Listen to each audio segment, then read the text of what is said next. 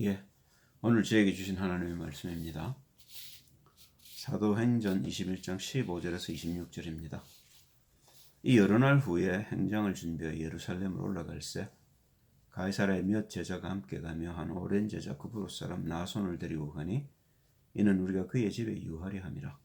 예루살렘에 이르니 형제들이 우리를 기꺼이 영접하거늘 그 이튿날 바울이 우리와 함께 야고보에게로 들어가니 장로들도 다 있더라.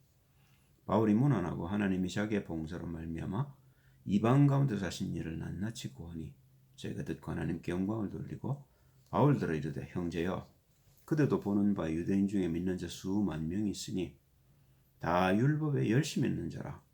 네가 이방에 있는 모든 유대인을 가르치되 모세를 배반하고 아들들에게 할례를 하지 말고 또 규모를 지키지 말라 한담을 저희가 들었도다. 그러면 어찌할꼬 저희가 필연 그대 온 것을 들으리니 우리의 말하는 이대로 하라.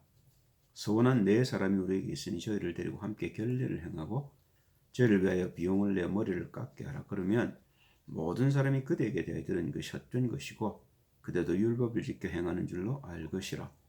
주를 믿는 이방인에게는 우리가 우상의 제물과 피와 목며 죽인 것과 음행을 피할 것을 결의하고 편지하였느니라 하니 바울이 이 사람들을 데리고 이튿날 저희와 함께 결례를 행하고 성전에 들어가서 각 사람을 위하여 제사 드릴 때까지의 결례에 만기된 것을 고하니라. 서론입니다. 뭘 보고를 했을까요? 그 바울이 1차 전도 여행의 보고는 사도행전 15장에 보면 예루살렘 공회가 열렸을 때 합니다. 그러니까 2차, 3차 전도여행에 대한 보고를 했겠죠. 사도행전 15장 36절에서 사도행전 18장 22절까지고 3차 여행이 사도행전 19장 1절에서 사도행전 21장 14절까지지요.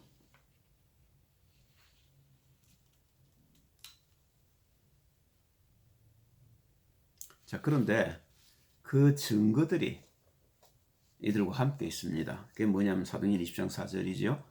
아시아까지 함께 가는 자는 베레아 사람 부르의 아들 소바도와 데살로니가 사람 아리스다고와 세군도와 더베 사람 가요와 및 디모데와 아시아 사람 두기고와 드로비모.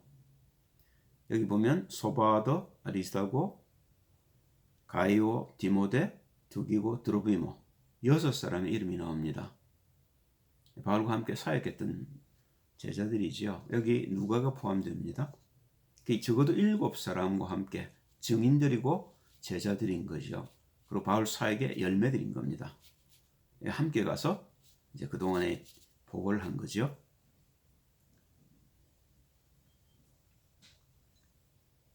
그랬더니 이제 듣고 사람들이 하나님께 영광을 돌리고 바울들에게 이르되 형제 그대도 보는 바 유대인 중에 믿는 자 수만 명이 있으니 다 율법에 열심히 있는 자라. 네가 이방에 있는 모든 유대인을 가르치되 모세를 배반하고 아들들에게 할례를 하지 말고 또 규모를 지키지 말라 한담을 저희가 들었다. 그러면 틀림없이 네가 반대를 받을 텐데 그러니까 율법에 있죠. 이 사람들을 다독이기 위해서는 당신도 율법을 지키는 자라는 걸 보여줄 필요가 있지 않겠냐. 이제 그런 얘기를 하는 거죠.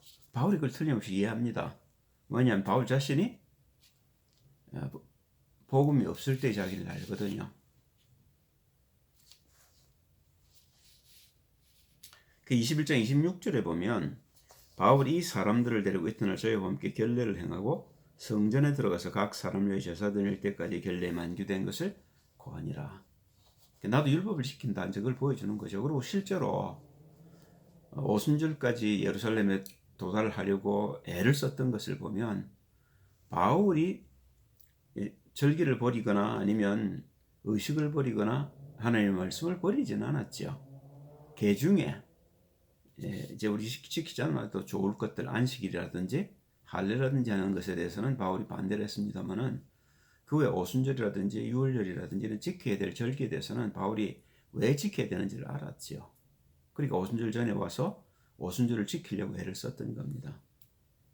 그러면 바울과 지금 유대교에서 개종한 그리스도인들이 틀린 점이 뭐냐 말입니다. 그들은 율법밖에 모르고 복음에 대해서 아직 뿌리를 깊이 내리지 못했기 때문에 복음을 잘 누리지 못한다는 차이가 있습니다. 그러니까 바울이 그걸 이해를 하는 거죠. 사도행전 7장 58절에 보면 바울이 이제 자기의 그 과거들을 이렇게 들춰봅니다. 성 밖에 내치고 돌로 칠세 증인들이 옷을 벗어 사울이라는 청년의 발 앞에 두니라. 내가 옛날에 스데반을 죽일 때 증인으로 섰던 사람이다. 그 얘기하는 거죠. 8장 1절에서 3절에도 보면 사울이 그의 죽임당함을 마땅히 여기더라. 스데반의 죽음을 마땅히 여겼다 그 말이죠. 스데반을 죽일 때 이 사람이 증인으로 섰기 때문에 나중에 그리스도를 알고 난 뒤에 얼마나 그 애가 탔을까요? 그렇게 귀한 종을 돌로 쳐 죽이는 자기가 증인으로 썼단 말입니다. 그래서 자기가 고백하기를 죄인 중에 내가 괴수라 그런 얘기를 하는 거죠. 그날에 예루살렘에는 교회에 큰 핍박이 나서 사도회는 다 유대와 사마리아 모든 땅으로 흩어지니라. 경건한 사람들이 스데반을 장사하고 위하여 크게 울더라. 사울이 교회를 잔멸할세 각 집에 들어가 남녀를 끌어다가 옥에 넘기니라.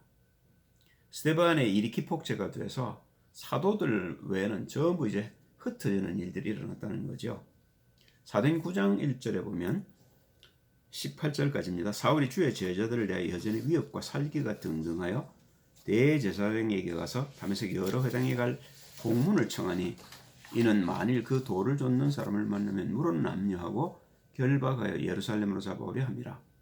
사울이 행하여 다메섹에 가까이 가더니 호련히 하늘로서 빛이 저를 둘러 비추는지라. 땅에 엎드려져 들으며 소리서 가라사대 사울아 사울아 네가 어찌하여 나를 핍박하느냐 하시거늘 대답하되 주여 네 시오니까 가라사대 나는 네가 핍박하는 예수라. 네가 일어나 성으로 들어가라. 행할 것을 내게 이를 자가 있느니라 하시니 같이 가던 사람들은 소리만 듣고 아무도 보지 못하여 말을 못하고 섰더라. 사울이 땅에서 일어나 눈은 떴으나 아무것도 보지 못하고 사람의 손에 끌려 다메섹으로 들어가서 사흘 동안을 보지 못하고 식음을 전폐하니라. 그때 다메섹에 아나니아라 하는 제자가 있더니 주께서 환상 중에 불러 가라사대 아나니아야 하시거늘 대답하되 주여 내가 여기 있나이다 하니 주께서 가라사대 일어나 직가라는 거리로 가서 유다 집에서 다섯 사람 사울이라는 자를 찾으라. 저가 기도하는 중이다. 저가 아나니아라는 사람이 들어와서 자기에게 안수하여 다시 보게 하는 것을 보았느니라 하시거늘 아나니아가 대답하되 주여 이 사람에 대해 내가 여러 사람에게 듣사온즉 그가 예루살렘에서 주의 성도들에게 적지 않은 해를 끼쳤다더니 여기서도 주의 이름을 부르는 모든 자를 결박할 권세를 대제사장들에게 받았나이다 하거늘 주께서 가라사대 가라. 이 사람은 내 이름을 이방인과 임금들과 이스라엘 자손들 앞에 전하기 위하여 택한 나의 그릇이라. 그가 내 이름을 위하여 해를 얼마나 받아야 할 것을 내가 그에게 보이리라 하시니 아나니아가 떠나 그 집에 들어가서 그에게 안수하여 가로되 형제 사울아 주 곧 네가 오는 길에서 나타나시던 예수께서 나를 보내어 너로 다시 보게 하시고 성령으로 충만하게 하신다니 즉시 사울의 눈에서 비늘 같은 것이 벗어져 다시 보게 된지라. 일어나 세례를 받고. 바울이 율법에서 이제 복음을 만나는 장면이지요. 이 얘기를 사도행전 22장 3절 5절에 바울이 이제 유대인들 앞에서 다시 증거합니다. 나는 유대인으로 길리기아 다소에서 났고 유대인들이기 때문에 이제 이 얘기를 하는 거죠. 이 성에서 자라 가말리엘의 문화에서 우리 조상들의 율법의 엄한 교훈을 받았고 오늘 너희 모든 사람처럼 하나님께 대하여 열심하는 자라. 내가 이 돌을 핍박하여 사람을 죽이기까지 하고 남녀를 결박하여 옥에 넘겼노니 이에 대제사장과 모든 장로들이 내 증인이라. 또 내가 저희에게서 다메섹 형제들에게 가는 공문을 받아가지고 거기 있는 자들도 결박하여 예루살렘으로 끌어다가 형벌받게 하려고 가더니 나도 여러분과 똑같은 율법을 지키던 사람이었는데 그런데 다메섹으로 가는 도중에서 내가 그리스도를 만나고 이 복음을 들었습니다. 그래서 내가 변한 겁니다. 이제 그 얘기를 하는 거죠. 그리고 그 뒤에 보면 예수를 믿어야 할 이유에 대해서 이렇게 쭉 설명을 합니다.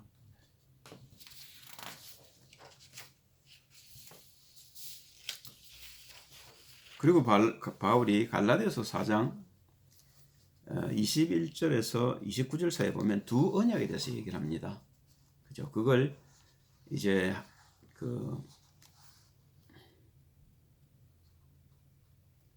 누구죠? 사라와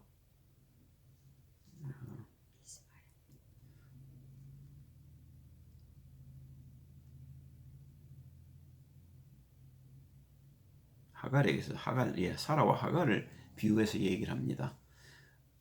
내게 말하라. 율법 아래 있고 자는 자들아 율법을 듣지 못하였느냐? 기록된 바 아브라함이 두 아들이 있으니 하나는 계집종에게서 하나는 자유하는 여자에게서 낳았다 하였으나 계집종에게서는 육체를 따라 낳고 약속 없이 낳았다 그 말이죠. 자유하는 여자에게서는 약속으로 말미암았느니라. 이것은 비유니 이 여자들은 두 언약이라. 하나는 신의 산으로부터 종을 낳은 자니 곧 하가라. 이 하가는 아렙에 있는 신의 산으로 지금 있는 예루살렘과 같은 데니 저가 그 자녀들로 더불어 종 노릇하고 오직 위에 있는 예루살렘은 자유자니 곧 우리 어머니라. 기록된 바 잉태치 못한 자의 즐거워하라. 구로치 못한 자의 소리질러 외치라. 이는 홀로 사는 자의 자녀가 남편 있는 자의 자녀보다 많음이라 했으니 형제들아 너희는 이삭과 같이 약속의 자녀라. 그러나 그때 육체를 따라 난 자가 성령을 따라 난 자를 핍박한 것 같이 이제도 그러하도다. 그렇죠? 그러니까 육체로 따라 난 자 이스마엘이 그 약속을 따라 난 자 이삭을 핍박한 얘기를 하는 겁니다. 누가복음 4장 28절 29절에 보면 예수님도 이런 핍박을 당하셨어요. 회당에 있는 자들이 이것을 듣고 다 분이 가득하여 일어나 동네 밖으로 쫓아내어 그 동네 건설된 산 낭떠러지까지 끌고 가서 밀쳐내리고자 하되. 예수님이 무슨 얘기를 했습니까? 이사야서 61장 1절 2절의 말씀을 인용해서 내가 그 선지자라고 얘기를 하는데 육신을 갖고 있는 율법을 갖고 있는 이스라엘 백성들이 못 알아듣고 예수님을 죽이려는 겁니다. 자기의 구원자지 않습니까?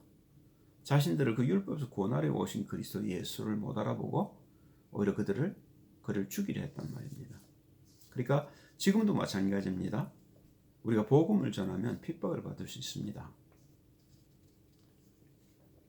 그래서 예레미야 31장 31절 33절에 보면 두 번째 언약에 대해서 하나님 에레미야를 통해서 이런 얘기를 하셔요. 나 여호와가 말하노라. 보라 날이 이르리니 내가 이스라엘 집과 유다 집에 새 언약을 세우리라. 나 여호와가 말하노라. 이 언약은 내가 그들의 열주의 손을 잡고 애굽 땅에서 인도해 내던 날에 세운 것과 같지 아니할 것은 내가 그들의 남편이 되었어도 그들이 내 언약을 파하였음이니라. 나 여호와가 말하노라. 그러나 그날 후에 내가 이스라엘 집에 세울 언약은 이러하니 곧 내가 나의 법을 그들의 속에 두며 그 마음에 기록하여 나는 그들의 하나님이 되고 그들은 내 백성이 될 것이라. 똑같은 얘기를 히브리서 8장 8절 10절에 인용해 놓고 있습니다. 저희를 허물하여 일렀을 때 주께서 가라사대 볼지어다 날이 이르리니 내가 이스라엘 집과 유다 집으로 새 언약을 세우리라. 또 주께서 가라사대 내가 저희 열조들의 손을 잡고 애굽 땅에서 인도해 내던 날에 저희와 세운 언약과 같지 아니하도다. 저희는 내 언약 안에 머물러 있지 아니하므로 내가 저희를 돌아보지 아니하였노라. 또 주께서 가라사대 그날 후에 내가 이스라엘 집으로 세울 언약이 이것이니 내 법을 저희 생각에 두고 저희 마음에 이것을 기록하리라. 나는 저에게 하나님이 되고 저희는 내게 백성이 되리라. 이 언약에 대해서 하나님 자신이 증언하셔요. 그 언약 그리스도 예수에 대한 증인이죠. 마태복음 3장 17절에 보시면 하늘로서 소리가 있어 말씀하시되 이는 내 사랑하는 아들이요 내 기뻐하는 자라 하시니라.